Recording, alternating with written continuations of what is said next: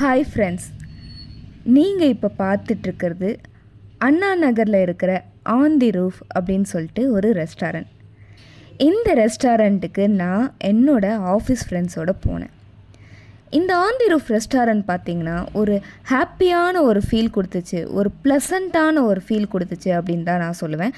ஒரு dinner time வந்துட்டு ஒரு நல்ல வைப் இருக்கணும் அப்படின்னா நீங்கள் இந்த ரெஸ்டாரண்ட் நல்லாவே சூஸ் பண்ணலாம்.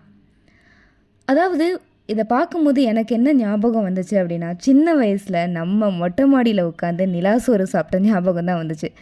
ஆமாம், பேருக்கு ஏற்ற மாதிரியே ஆன் தி ரூஃப், அதுக்கேற்ற மாதிரியே இந்த ரெஸ்டாரண்ட்டோட ஆம்பியன்ஸ் வந்து ஏதோ ஒரு மொட்டை மாடியில் க்ரியேட் பண்ண ஒரு ரெஸ்டாரண்ட் மாதிரி தான் இருந்துச்சு.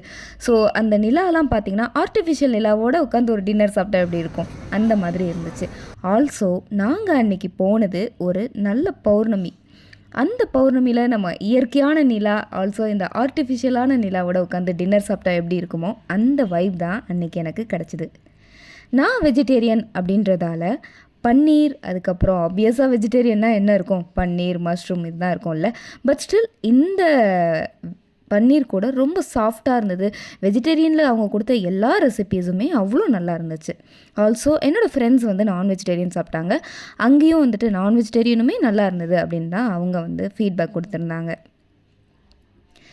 உங்களுக்கு இந்த ரெஸ்டாரண்ட், லைட்டிங், இந்த ஆம்பியன்ஸ்லாம் பார்க்கும்போது என்ன ஞாபகம் வருது அப்படின்னு சொல்லிட்டு கமெண்ட் பண்ணுங்கள்.